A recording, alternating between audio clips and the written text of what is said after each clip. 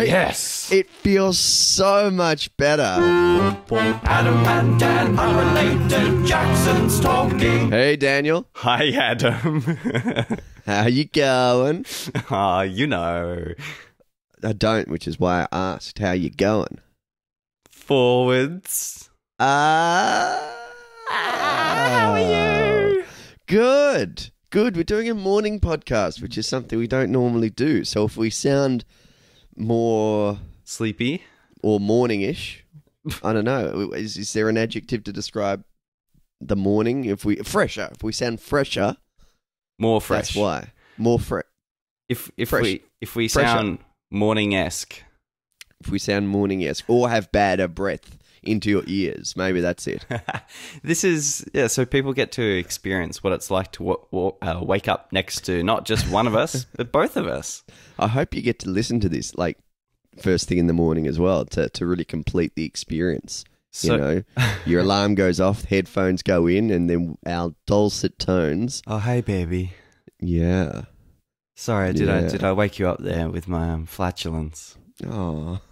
Sorry, I was just, I like to start off the morning with a Dutch oven. And, With a toot. That's like Puffing Billy or a steam train signalling that it's about to head off. Which is pretty much right, isn't it?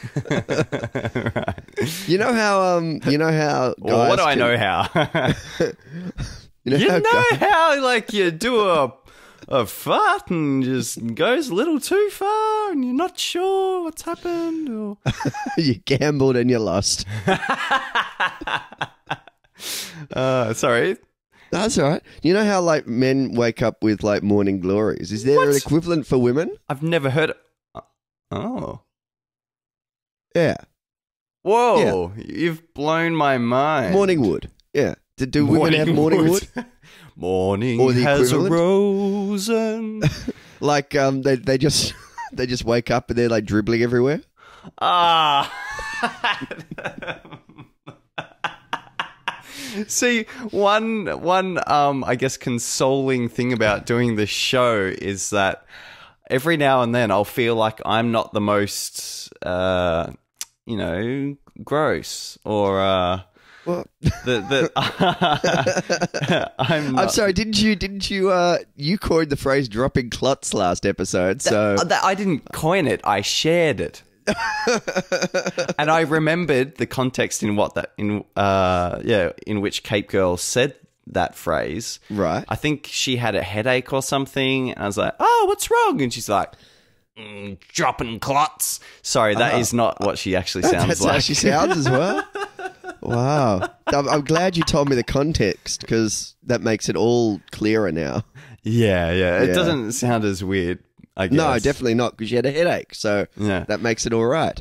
So if it's the female wood, what would that be called? Like morning, The morning dew. morning.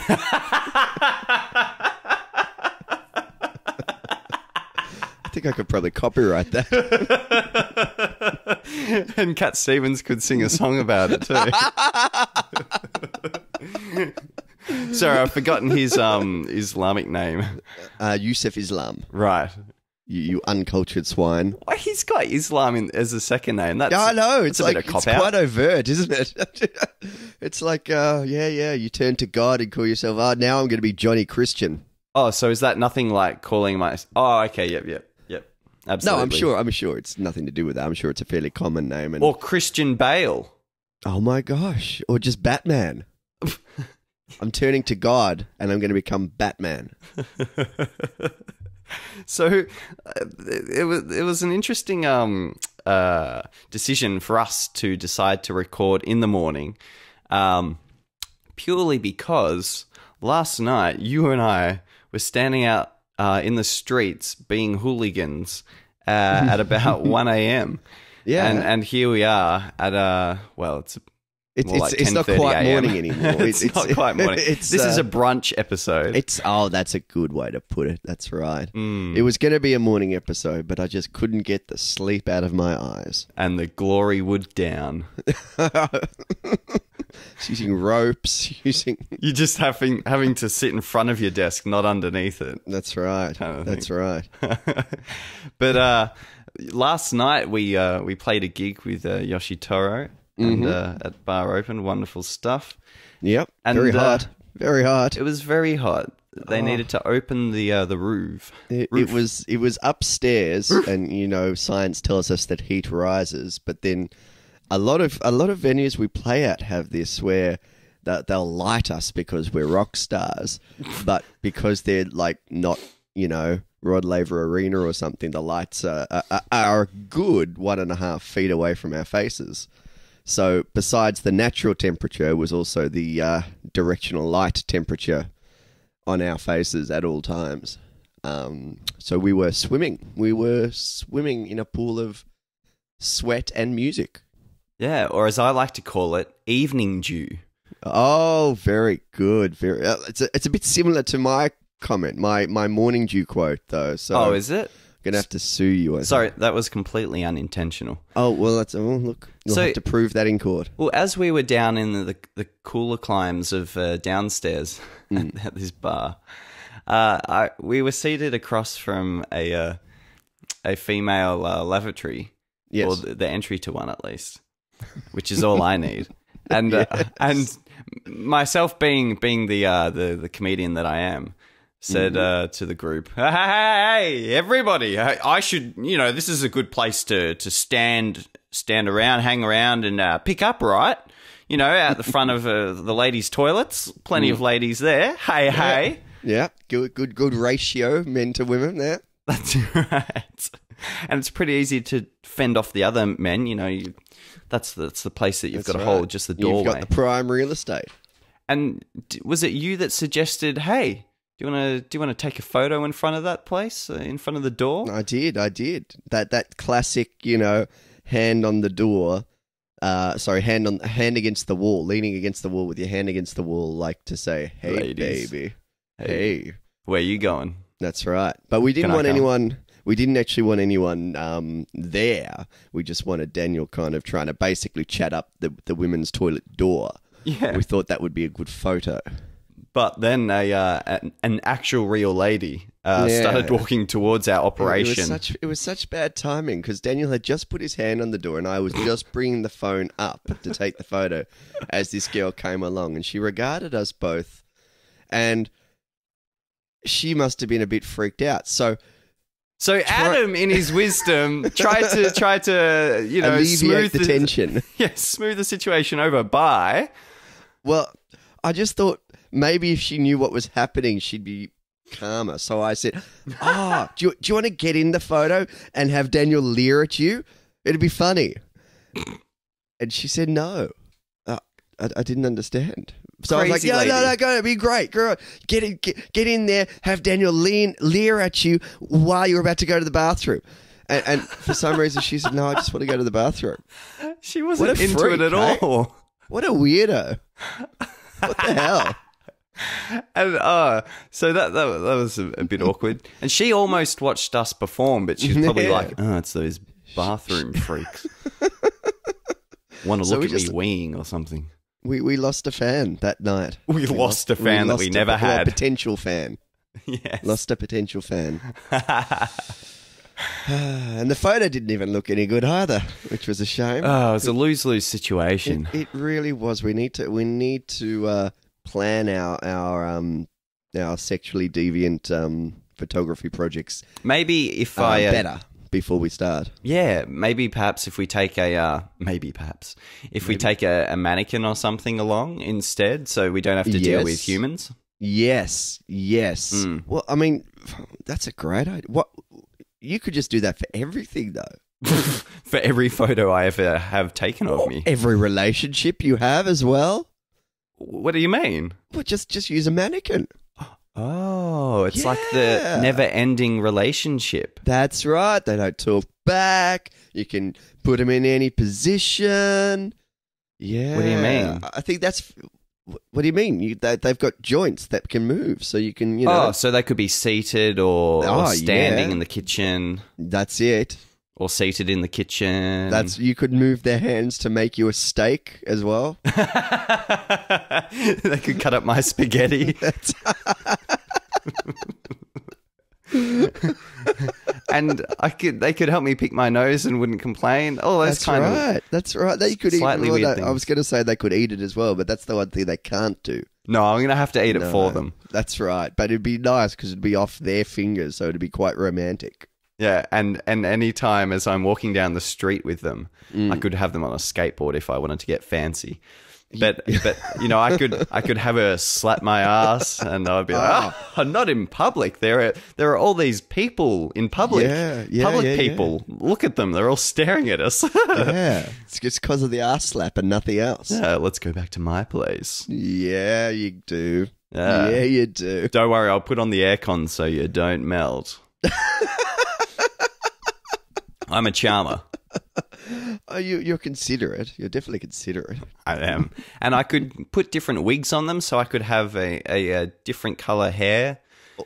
Or just, different girls each time with the different wigs. Just give them a different name. Yeah. And then you'll have to play the game of like trying to date 3 women at once and like the secrecy involved in that. And like, oh no, this Saturday, no, visiting my family this Saturday. How about we go out on Sunday? Yeah. This Sunday, no, can't do that. I'm playing football. Yes, Monday for you, baby. Monday, baby. And so on, and hope they'll never find out about each other. That's right. And like screen your calls and everything like that. And that way I get to go shopping for women's clothing without needing to have an excuse. Well, that's right. Make up if you an bring excuse. the mannequin with you, that is. Right. Yeah. To get the right you can't right just, fit. I mean, yeah. Have you ever tried to shop for a girl? Like without them there? I don't actually think I have. I'm sure I'd enjoy it. Would you? Oh, yeah. No. It's because it's like playing dress-ups. Well, here's the thing, though. You're walking around. I haven't done this much, to be honest. I haven't done this at all, but I've imagined what would happen. And you'd see something that might look good, and you're like, oh, yeah, maybe I should buy that. Maybe I should. And then the word enters your brain that just ruins everything. Size. What? Come on. No. Because I mean, if you bought the wrong size, the whole thing crumbles. Oh, and you can't get too big or too small. Exactly. Because of what it implies either way. If you get something that's too small, it's like, oh, they're actually fatter than you thought. Yeah. And if you get something that's too big, it's like they thought they were. You think they're fatter. Yeah, you can't. Oh, wow. It's lose. And, you can't just say, well, she's a size blah, blah, and buy that all the time because different brands, different items of clothing, might not be the same size for each thing. Wow, that just seems like a definite steer clear. Exactly. I'm just, for any men out there, there's my sound advice for the day. Yeah. Well, I have something that that might be a decent substitute that won't get you into trouble. If you could either buy some plastic bags like garbage bin liners, right? The big tall ones. Yes. And then in the card you just need to explain that the idea with the bin liners is to fashion something yourself to your pleasing. So you can't go wrong because it's then up to their creativity. They can custom fit. Why did you just buy them some fabric? Why did you jump to bin liners? Oh, I don't want to go into a fabric store. No, I seem to have serial problems of not being able to get help in both Bunnings warehouses and Spotlight fabric stores. See, Spotlight would be worse, and Lincraft as well, because I don't know if you're the same as me, but when I'm in Lincraft, I'm just wandering around like I'm in a wasteland. I have no idea where to go for anything. At least Bunnings is labelled. You know? True. Yeah, true. Yeah. Yep. At least you can just walk down the aisles and say it's not in there, not in there, not in there, not in there. But in Lincraft, you're like, could be in there, could be in there. I don't know. And you have to search everywhere. You know, the only thing I know where to find or what product to find in Spotlight is all the wigs and the masks and all those kinds of things. That aisle is easy to spot for me. Is that because of your theatre background and you just subconsciously know where the theatrical products are? I do. It's a sixth sense of mine. My seventh sense is sniffing out morning dew, but within a 5-kilometer radius.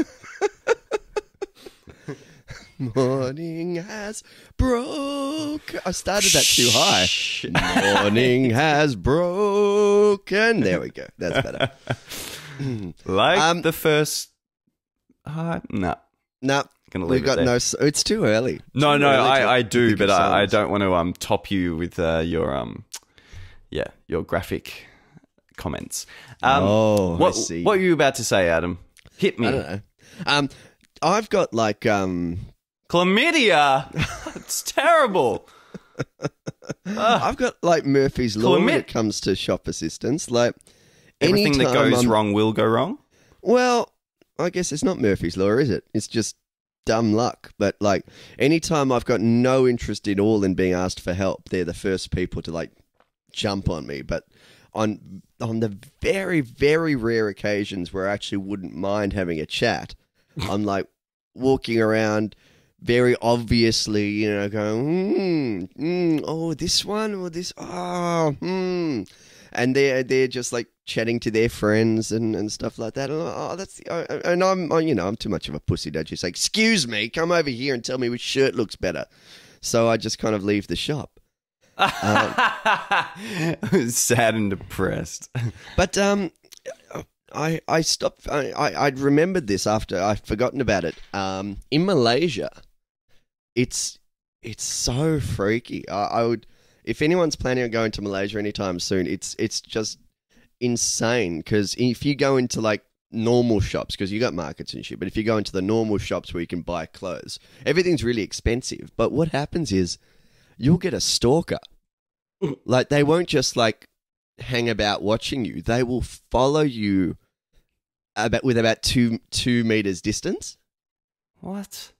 And they'll stay in that 2 meter buffer zone, but will follow you all around the store just in case you need help, I guess. So this is a common practice by the people employed? So. Yeah. By the shop assistants. I think that's their part of their job description, I guess. Wow, that's the worst. Yeah, and I just did it briefly because we stopped in KL on the way back from Egypt, and I walked into one shop and I just couldn't cope. I did a little horseshoe semicircle and just left. Trying to lose her. Yeah, pretty much. I know it was a guy, and he just like it's so scrutinizing because I don't have a lot of money. I wasn't going to buy a $300 jacket or anything, so I was just kind of, you know, looking at this, looking at that. Do you ever do this thing, Daniel, where you see something you like, right? And then you go and you have... The first thing you do, obviously, is look at the price tag. Yeah. But you don't want to appear like, ooh, that's a good jacket. No, too expensive. So you look at the price tag and then you're like, oh, look, I'll look at the collar. I'll look at the cuffs. Oh, no, that's the problem, not the price. And you spend just a little bit more time on something that you're obviously not going to buy because of the price. Do you ever do that? I actually don't think I do because I'm a bit more I don't know. I don't know what the describing word is, but I will just walk around, flick around the tags, quick glance at everything, and if I don't see anything that appeals, I'm straight out again. Right. Yeah. Right. Well, yeah, I don't want to be the person that goes, price tag, no, price tag, no, price tag, no, price tag. Oh, this is cheap. Yeah, that's me. Is it? It is. I don't like wasting time or fair enough in those shops. But I think, yeah, your approach is well, at least you're going to feel better about it. Yeah, I think I've gone so far as to try on something before to save face for looking at the price tag first. That's worse though, almost, because they're like, Well, no. oh, he's actually going to try this on. Yeah, but So then the I price could just tag, go. the price tag is agreeable, Yeah, exactly. And- So I'm and- Mr. Richie Rich now. right? And they're thinking, oh, we might actually get a sale from this guy. Yeah, So but you're that's you're just building them up, and then you're like, oh no, the collar, Darn collar's right. a terrible Make better cut. clothes, bitches. Well, get a better sense of clothing appreciation, Adam. Well, can't please everyone. No, I try. Do you? I really do try. Oh God. Yeah, And boy, yeah, boy, is your tongue sore. it's very tiring. Speaking of which, I have worked a few more hours that I normally do, and my job is comprised. It's grown to comprise of physical activity and Right. and mental activity, sitting in front of a computer. That sounds like the perfect job, physical and mental. That's right, covering all bases. Exactly. Except for my seventh sense. Or somebody could be having a nap at some point. You never know. Someone's approaching. They should be in a good mood. But yeah, so I feel like I've done all physical this week, all physical. And Right. I feel like I've been rock climbing for the past 4 days because I've been fixing water pumps and climbing into barrels, and it's the equivalent of some sort of action like hero movie thing. Oh, cool. Yeah. What? Yeah, go on. Sorry. Sorry, no, you ask your question. Oh, well, all I was going to suggest is that if you have to do stuff like that again, you need to get like a mixtape of like action movie music or like Indiana Jones music so you can actually feel like a hero. Like you're climbing up the ladder and it's like da da da da da da da, Daniel climbing- Beatty, copped a big got fat a big fat root. And what if I had a lot of sort of hanging over the edge of into barrels? Oh, yeah. What's the sort of like over the edge of a cliff? Dun dun dun. a lot of kind of squealing violins, just kind of vibrato violins. You know, And tension, if I tension. could get a live band to do that for me, that would well, look, that would be even better, wouldn't it? yeah, But, that would but who increase the realism. Or would it? I don't know. I don't know, Mr. Action Hero. Yeah, so this morning I woke up, and this has happened for the past like 3 days. I'll wake up and be like, oh, can't really move. Gonna take this slow because I'm using all these muscles that I don't usually use. Yeah. So I've had to get up and kind of inch by inch warm myself up. Yeah. It's almost like in Encino Man when they heat up the big block of ice that Brendan Fraser, I think that was the guy, right? I've never seen it, but go on. He's inside of this big block of ice, and they discover this frozen corpse, and they slowly unfreeze all the ice, melt all the ice. I don't know if they used hair dryers or something. Probably. Long time ago when I saw that. That but makes sense. That's essentially me in the morning massaging each part of my body until I'm 70% there and able to walk out the Massaging door. the morning wood until you're 70% there. That's right. And then I just allow the dog to do the rest. I'm kidding. We don't have a dog. I just ask a housemate. Oh. Good to know. Or I Good to know. put my wang in the fish tank and just hope I get a Swish it lucky around. bite. Yeah. Oh, yes. That's the one. Reel it in, baby. Reel it in. Oh, this is morning stuff, eh? Yeah, and have you ever had the instance where, say, okay, so with this sort of full back body tightness of muscles, it means that getting into the car, I'm like what I imagine it would be to be a non-nimble 70-year-old getting into their low car, and that's Right. me. Sort of, I've got a in proportion to my legs, a tall torso. And so when I'm sitting in my car, my head is like an inch away from the roof. Right. I'm sitting in a Nissan Pulsar. And so I'm having to do like the police guide the head under the door so I'm not knocking it as I get into the bloody car. And then I sit down on my sheepskin covered car seats and like, oh! Yeah. I was going to ask if you made a noise, like an old man noise. Oh, I do. I try and make. In fact, I try and get the neighbours' attention. Like, no, that's fine. Don't come over and help me. Unless you've got scones or morning dew, I'm not interested. So, I think the young people don't appreciate it. Like nowadays, I've reached the age where I do make noises when I, sit and stand and stuff, and like. It's not just necessity. It feels amazing. These young people, they don't understand. If you're at home and you're like a 20-year-old, next time you like get out of a chair, just try and make a noise like this. Yes. It feels so much better than just your normal getting out of the chair. Like it's like a yawn or something. You know how good yawns sometimes feel. That's how getting out of a chair as an old man feels. So, yesterday, after a 10-hour shift of doing all this, like mad rushing around, getting done what I needed to do at work, we had the gig later on at 11:30 at night, and I was thinking, screw this! Like I'm going to pike on the dinner that we all had planned, and I showed up to.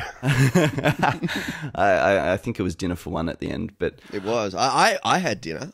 It was great. Well, I did too. I had home. Dinner. I had dinner next to the venue. Oh, did you? Yep. Oh, we'll come back to that later if you like. But I was going to take it slow because I was just physically used up, spent. If you did you have a nana nap? No, I tried to have a bath. Well, I sort of gave away where I'm going when I say try. But that was the exact thing, like the noises experience, like, into the bath, lowering down, yep, here we go. Relaxing. Yep. Oh, this is really freaking hot. I'm going to get out and have a shower. Yeah, it's the perils of the bath, isn't it? Well, every bath, I was really looking forward to this bath, right? Because I think there was a gap of like 15 years in which I did not have a bath. And that was probably from sometime in childhood or early teenage. Well, hang on, I'm not that old. But yeah, maybe 10 years. And the last couple of times I've had a bath, it has been wonderful. I've almost fallen asleep. It's been so relaxing. And here I was, with all these tight muscles across my body, and that's exactly what I needed. But I hopped in, and it's been, hovering around 30 each day. And so I hop in this hot bath. I could have made the bath cooler, that I know. but I didn't want to, okay? So, yeah. So the bath. What, do you have bath anecdotes, do you? Well, I'm just with you. No, it's not really that I have bath anecdotes, but I'm absolutely with you, and I hear from like friends and stuff that I had a bath and it was amazing. Yeah, so every so often I try to have a bath. And it's better for me if I like bring my laptop in and I can like watch TV or something while I have a bath, because otherwise I just get bored. I'm in the bath and I make mine too hot as well, so I'm sweating. So I end the bath filthier than when I started, because I'm just sweating from the heat of all the parts of me that isn't underwater, just dripping. And I'm there for 5 minutes, and I'm sitting there, and I go, this is great. This is relaxing. Fuck, I'm bored. So how do you go with meditation, Adam? Not a fan? I haven't really done it much. Yep. No, I really haven't done it much. That explains. I think we talked about it at a very, very, very early episode. I wanted to try that thing where you put the the thingy and the thingy. Ping pong balls over your eyes and the red light globe and the static radio static over your ears and stuff. I wanted to try that, but I haven't gotten around to it yet. I think we actually cut that bit out of the podcast. Oh, really? You wanted to try the sleep deprivation tank? Forget it. It's just going to be cut again. I'm not going to bother. Was that the sleep deprivation tank? No, the sensory deprivation tank, yeah. Oh, sleep deprivation tank. Yeah, because you're still awake. That's right. There's just people poking you with sticks in the dark, and you don't know where the pokes are going to come from, so it keeps you really alert. I have an update, Adam. Yes? On this bit that didn't get released. So, yeah, we discussed you doing the DIY sensory deprivation tank. Mm. After I got back from Tassie earlier in the year, I went and did that. Oh, you did? How was it? Did you hallucinate? Well, I'll start from the start. Okay. So I got walked out of my house, opened the car door, went to get in the car. No, the place. So this, I didn't realize the sort of little details about how this works, or at this particular place, the lady sort of points to gives you all the instructions. And so the first thing you're supposed to do, but I didn't. No, I did, is have a shower. Yes, so you don't stink up the tank. Well, the thing is, though, I hope I'm not sharing the same water with everyone else. That's true. So I think I can't remember why that is. Maybe it's just for the purity of the... look, you might have people that have just been at the gym or something going in. Yeah. And BO just like wafting through the tank. And actually, yeah, given that the tank, you can close the lid, you don't want to be enclosed in your own filth. No. So you do that, then you hop into this capsule-looking thing, and they had music playing in the room as this was my first time. So I guess that's just in case I didn't freak out or something. Or yeah. To ground me in the world. Metallica or something. Yeah, that's right. And so you hop in, and the first thing you notice is that you're a lot more buoyant because they stick a butt ton of salt into the water to help you kind of float. Cool. And once you've closed the lid, and you control all the lighting and all that kind of thing. Mm-hmm. And so I turn off the light. I've got one of those neck pillow things that stops you like head rolling onto your shoulder when you're trying to sleep. One of those to just sort of help position your head. And then once you sort of let go and lie back fully, you're floating on in the water in the most peculiar way. And the air in the tank is the same temperature as the water. So there's no real definition between above water and below water, so that you have the sensation of almost being suspended in midair, if you will. Wow. And the most interesting thing I found at the start was that it was just trying to relax and then realizing, oh, I'm still holding tension here. I can relax even more.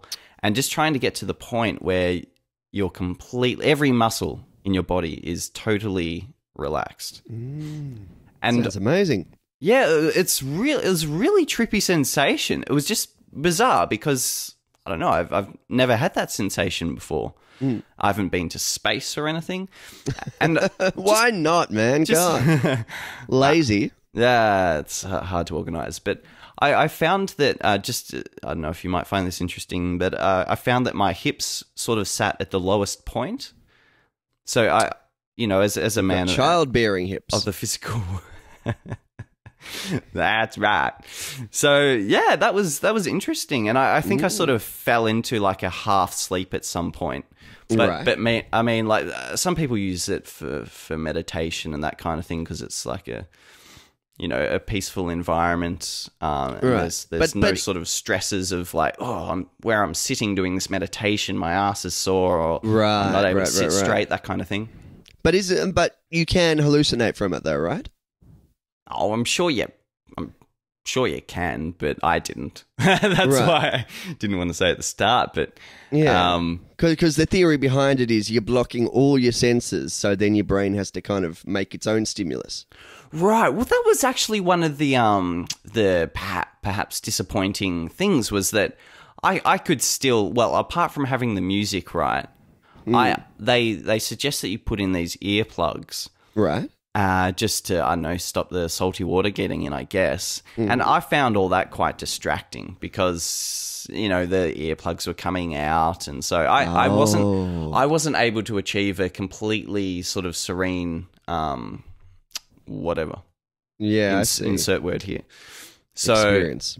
Yeah, it wasn't the perfect experience. I don't know if there's different tanks or something, but yeah, essentially.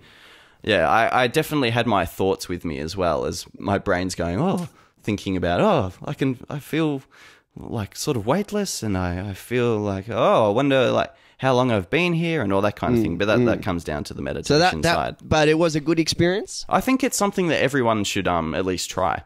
Just for that. And it's more interesting than just a normal bath. Anyway. Oh, hell yeah. Yeah, just simply because of that, the buoyancy that you have. Yeah, right. Simply so that. So what you're saying is we should have a bath, but just fill it with a butt ton of salt. Yeah, like kilograms of salt. Kilograms. No, but this the tank is big enough that you're not touching the sides, mind you. Just like what is it? You might have an example of what this is like. I would sort of find that I'd slowly float to the side and hit the side, and then gently push myself off. And I'd start floating across to the left slowly. So it's like this extremely slow game of ping pong or something. Right. That or sounds whatever annoying. Well, yeah, it was another distraction, Float right? better, Daniel. God. Yeah, I suck at this. But yeah, I think it's worth, unless we're going to get into space in this lifetime, like you and me kind of people. Right. Yeah, I reckon this is the next best thing. Did you hear some guy was saying, within 5 years I'm going to take private trip to Mars with tourists? Well, I have heard that kind of thing, but I mean, I'm not going to pay for first class in one of our normal jet engine airplanes, to be honest. Right. So it'll be a luxury of the rich. Yeah.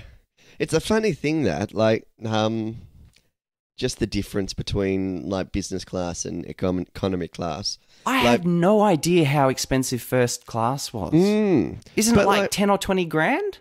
Nah, or maybe it is. First class, I don't know. I swear it is. I don't think there's much first class anymore. I think most of the time it's just business and economy. But even so, we're talking the difference of thousands at least.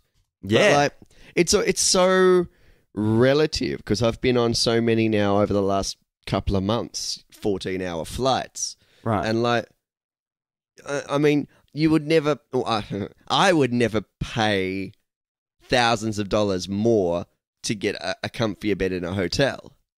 But it's vaguely feasible for some people to go, you know what, for 14 hours, I'd rather have a fold-down bed all by myself than to be squashed in with other people. And, like, it's interesting because then if you looked at it the other way, and let me think here. If somebody said to you, well, if we look at, say, the difference between economy class and business class, and let's say it's $1,000, right? If somebody would say to you, I'm going to pay you $1,000 to be crammed in for 14 hours next to two fat people, a lot of people would say, yeah, that sounds like good money. But other people would actually pay that to not do that. Do you get what I'm saying? Or am I saying it wrong? I'm a little confused. Partly because I was pouring a glass of water. Yeah, that'll do it. So are you saying that I can make money from sitting next to fat people? I'm not at all saying you can make money, but I'm saying you're losing money you're paying money to upgrade, but you could save that money by treating it like you're being paid that money. Does that make sense? Yes. Yeah. Yep. But I mean, is this taking into account that people that are paying like these thousands of dollars, like it's all sort of relative to their income, typically. Yeah, typically. Or it's yes. like the business paying for it, But which has like annual revenue of $100 million or something. No, I think it's a special case for plane travel, because plane travel seems to be, anyway, from my experience, the only time where people would actually consider doing that, you know? Whereas they would never consider going to the most expensive hotel because the beds are slightly better than the cheaper hotel. Because I guess plane travel's such a freaking traumatic experience for a lot of people, they would actually consider paying $1,000 extra for that. Part of the difference just that in an aeroplane, you're seated next to heaps of other people. Yep. And then in a hotel, even if it's a shit one, you've still got privacy. You're still in your room by yourself. Maybe I'm making it more complex than it actually is. Like it's just my way. If you compare sleeping in a 8-room dormitory with like a single room, I think that's probably a good comparison. And I have been the person that will pay sometimes to have that single room. Yeah, fair enough too. And not too often, because I'm usually like money, whatever. But just to avoid the flood of morning dew. That's right. Because when I wake up with morning dew in my eyes, you know, I know it's been a good night, but I'm going to be disoriented for the rest of the day. I don't know what's going on. But you do feel incredibly buoyant, so that's nice. Exactly, because there is a lot of salt. A lot of salt. A butt ton. I don't know if this salt has come from the butt. But Daniel! Daniel, you've won the most disgusting comment. I thought I had it. That's not a disgusting comment. It's imagery. It's imagery. How are they churning it out? Dry? Churning it out. Now I'm just picturing like a salt or a pepper cruncher that they're just like crunch. You better enjoy this salt, boy. Say when. Black pepper?